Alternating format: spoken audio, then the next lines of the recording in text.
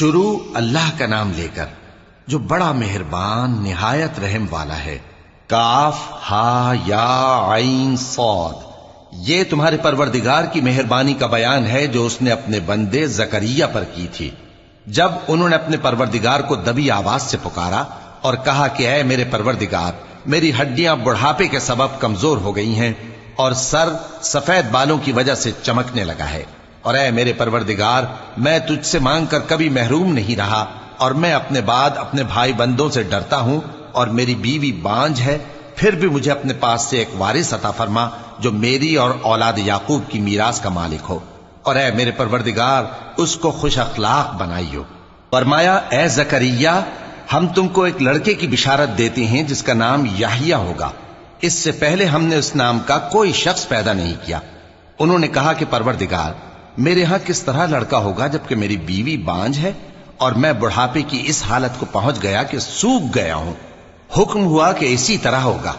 تمہارے پروردگار نے فرمایا ہے کہ مجھے یہ آسان ہے، اور میں پہلے تم کو بھی تو پیدا کر چکا ہوں اور تم کچھ چیز نہ تھے۔ کہا کہ پروردگار میرے لیے کوئی نشانی مقرر فرما۔ فرمایا نشانی یہ ہے کہ تم صحیح و سالم ہوتے ہوئے 3 رات دن لوگوں سے بات نہ کر سکو گے۔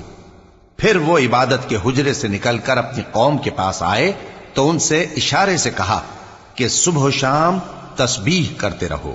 فرمایا اے یحییٰ، ہماری کتاب کو مضبوطی سے تھامے رہو، اور ہم نے ان کو لڑکپن ہی میں دانائی عطا فرمائی تھی اور اپنے پاس سے شفقت اور پاکیزگی دی تھی، اور وہ پرہیزگار تھے، اور وہ اپنے ماں باپ کے ساتھ نیکی کرنے والے تھے اور سرکش اور نافرمان نہیں تھے۔ اور جس دن وہ پیدا ہوئے اور جس دن وفات پائیں گے اور جس دن زندہ کر کے اٹھائے جائیں گے ان پر سلام ہے۔ اور کتاب یعنی قرآن میں مریم کا بھی تذکرہ کرو، جب وہ اپنے لوگوں سے الگ ہو کر مکان کے مشرقی حصے میں چلی گئیں، پھر انہوں نے ان کی طرف سے پردہ کر لیا تو ہم نے ان کی طرف اپنا فرشتہ بھیجا، سو وہ ان کے سامنے ایک خوبصورت مرد کی صورت میں آیا۔ مریم بولی کہ اگر تم پرہیزگار ہو تو میں تم سے بچنے کے لیے رحمان کی پناہ لیتی ہوں۔ فرشتے نے کہا کہ میں تو تمہارے پروردگار کا بھیجا ہوا یعنی فرشتہ ہوں، اور اس لیے آیا ہوں کہ تمہیں پاکیزہ لڑکا بخشوں۔ مریم نے کہا کہ میرے ہاں لڑکا کیوں کر ہوگا جبکہ مجھے کسی مرد نے بطور شوہر چھوا تک نہیں اور میں بدکار بھی نہیں ہوں۔ فرشتے نے کہا کہ یوں ہی ہوگا۔ تمہارے پروردگار نے فرمایا کہ یہ مجھے آسان ہے اور میں اسے اسی طریق پر پیدا کروں گا تاکہ اس کو ہم لوگوں کے لیے اپنی طرف سے نشانی اور ذریعہ رحمت بنائیں، اور یہ کام مقرر ہو چکا ہے۔ چنانچہ وہ اس بچے کے ساتھ حاملہ ہو گئیں اور اسے لے کر ایک دور جگہ چلی گئیں۔ پھر درد ذہ ان کو کھجور کے تنے کی طرف لے آیا، کہنے لگی کہ کاش میں اس سے پہلے مر چکتی اور بھولی بسری ہو گئی ہوتی۔ تب ان کے ٹیلے کے نیچے کی جانب سے فرشتے نے ان کو آواز دی کہ غمناک نہ ہو، تمہارے پروردگار نے تمہارے نیچے ایک چشمہ پیدا کر دیا ہے، اور کھجور کے تنے کو پکڑ کر اپنی طرف ہلاؤ، وہ تم پر تازہ عمدہ کھجوریں گرائے گا، تو کھاؤ اور پیو اور آنکھیں ٹھنڈی کرو۔ اگر تم کسی آدمی کو دیکھو تو کہنا کہ میں نے اللہ کے لیے روزے کی منت مانی، تو آج میں کسی آدمی سے ہرگز کلام نہیں کروں گی۔ پھر وہ اس بچے کو اٹھا کر اپنی برادری والوں کے پاس لے آئیں۔ وہ کہنے لگے کہ مریم یہ تو نے برا کام کیا۔ اے ہارون کی بہن، نہ تو تیرا باپ ہی برا آدمی تھا اور نہ تیری ماں ہی بدکار تھی۔ تو مریم نے اس بچے کی طرف اشارہ کیا۔ وہ بولے کہ ہم اس سے کہ گود کا بچہ ہے کیسے بات کریں؟ بچے نے کہا کہ میں اللہ کا بندہ ہوں، اس نے مجھے کتاب دی ہے اور نبی بنایا ہے، اور میں جہاں ہوں اور جس حال میں ہوں اس نے مجھے صاحب برکت بنایا ہے، اور جب تک زندہ ہوں مجھ کو نماز اور زکوٰۃ کا ارشاد فرمایا ہے، اور مجھے اپنی ماں کے ساتھ نیک سلوک کرنے والا بنایا ہے اور سرکش و بدبخت نہیں بنایا، اور جس دن میں پیدا ہوا اور جس دن مروں گا اور جس دن زندہ کر کے اٹھایا جاؤں گا مجھ پر سلام ہے۔ یہ مریم کے بیٹے عیسیٰ ہیں، اور یہ سچی بات ہے جس میں لوگ شک کرتے ہیں۔ اللہ کو شایع نہیں کہ کسی کو بیٹا بنائے، وہ پاک ہے۔ جب کسی چیز کا ارادہ کرتا ہے تو اس کو یہی کہتا ہے کہ ہو جا، تو وہ ہو جاتی ہے۔ اور بے شک اللہ ہی میرا اور تمہارا پروردگار ہے، تو اسی کی عبادت کرو، یہی سیدھا رستہ ہے۔ پھر اہل کتاب کے فرقوں نے باہم اختلاف کیا، سو جو لوگ کافر ہوئے ہیں ان کو بڑے دن یعنی قیامت کے روز حاضر ہونے سے خرابی ہے۔ وہ جس دن ہمارے سامنے آئیں گے कैसे सुनने वाले और कैसे देखने वाले होंगे, मगर जालिम आज खुली गुमराही में है। और उनको हसरत और अफसोस के दिन से डरा दो जब बात फैसल कर दी जाएगी और वो गफलत में पड़े हुए हैं और ईमान नहीं लाते। हम ही जमीन के और जो लोग उस पर बसते हैं उनके वारिस होंगे और हमारी ही तरफ उनको लौटना होगा। और किताब में इब्राहिम का जिक्र करो, बेशक वो निहायत सच्चे थे, पैगंबर थे। जब उन्होंने अपने बाप से कहा कि अब्बा, आप ऐसी चीजों को क्यों पूछते हैं जो न सुने और न देखें और न आपके कुछ काम आ सकें। अब्बा, मुझे ऐसा इल्म मिला है जो आपको नहीं मिला, तो मेरे साथ हो जाइए, मैं आपको सीधी राह पर ले चलूंगा। अब्बा, शैतान की पूजा न कीजिए, बेशक शैतान अल्लाह का नाफरमान है। अब्बा, मुझे डर लगता है कि आपको अल्लाह का अजाब आ पकड़े तो आप शैतान के साथी हो जाएं। उसने कहा कि इब्राहिम, क्या तू मेरे माबूदों के खिलाफ है? अगर तू बाज ना आएगा तो मैं तुझे संसार कर दूंगा और तू हमेशा के लिए मुझसे दूर हो जा। इब्राहिम ने सलामुन अलैकुम कहा और कहा कि मैं आपके लिए अपने परवरदिगार से बख्शिश मांगूंगा, बेशक वो मुझ पर निहायत मेहरबान है। और मैं आप लोगों से और जिनको आप अल्लाह के सिवा पुकारा करते हैं उनसे कनारा करता हूं और अपने परवरदिगार ही को पुकारूंगा। उम्मीद है कि मैं अपने परवरदिगार को पुकार कर महरूम नहीं रहूंगा। और जब इब्राहिम उन लोगों से और जिनकी वो अल्लाह के सिवा परस्तिश करते थे अलग हो गए, तो हमने उनको इसहाक और इसहाक को याकूब बख्शे और हर एक को पैगंबर बनाया। और हमने उनको अपनी रहमत से बहुत सी चीजें इनायत की और उनका जिक्र जमील बुलंद किया। और किताब में मूसा का भी जिक्र करो, बेशक वो हमारे बरगुजीदा थे और रसूल थे, नबी थे। और हमने उनको तूर की दाहिनी तरफ से पुकारा और बातें करने के लिए नजदीक बुलाया और अपनी मेहरबानी से उनको उनका भाई हारून पैगंबर बनाकर अता किया। और किताब में इस्माइल का भी जिक्र करो, वो वादे के सच्चे और रसूल थे, नबी थे। और वो अपने घर वालों को नमाज और ज़कात का हुक्म करते थे और अपने परवरदिगार के यहां पसंदीदा थे।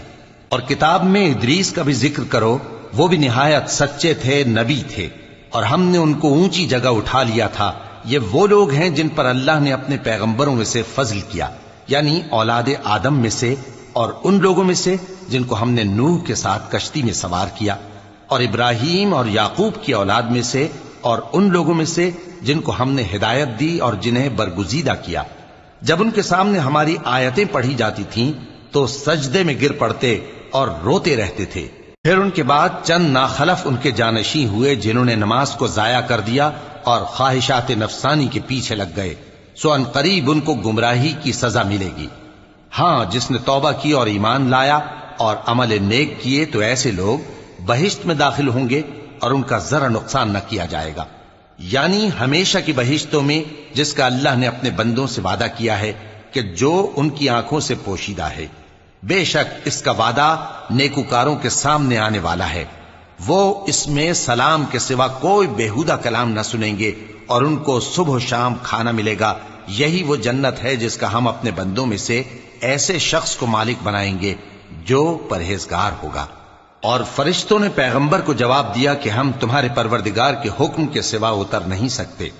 जो कुछ हमारे आगे है और जो पीछे है और जो इसके दरमियान है सब उसी का है, और तुम्हारा परवरदिगार भूलने वाला नहीं, यानी आसमान और जमीन का और जो इन दोनों के दरमियान है सब का परवरदिगार, तो उसी की इबादत करो और उसकी इबादत पर साबित कदम रहो। भला तुम कोई उसका हम नाम जानते हो?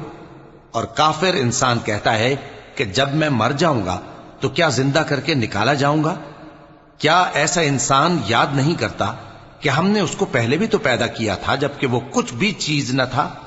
सो तुम्हारे परवरदिगार की कसम, हम इनको जमा करेंगे और शैतानों को भी, फिर इन सबको जहन्नम के गिर्द हाजिर करेंगे और वो घुटनों पर गिरे हुए होंगे। फिर हर गिरोह में से हम ऐसे लोगों को खींच निकालेंगे जो रहमान के मुकाबले में सख्त सरकशी करते थे। फिर हम उन लोगों से खूब वाकिफ हैं जो उसमें दाखिल होने के ज्यादा लायक हैं, और तुम में से कोई शख्स नहीं मगर उसे इस पर गुजरना होगा। ये तुम्हारे परवरदिगार पर लाजिम है, मुकर्रर है।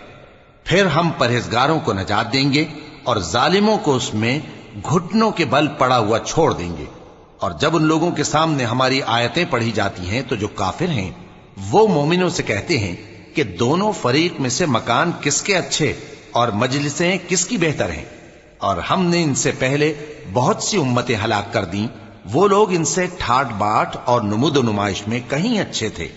کہہ دو کہ جو شخص گمراہی میں پڑا ہوا ہے، رحمان اس کو آہستہ آہستہ مہلت دیا جاتا ہے، یہاں تک کہ جب اس چیز کو دیکھ لیں گے جس کا ان سے وعدہ کیا جاتا ہے، خواہ عذاب اور خواہ قیامت، تو اس وقت جان لیں گے کہ مکان کس کا برا ہے اور لشکر کس کا کمزور ہے۔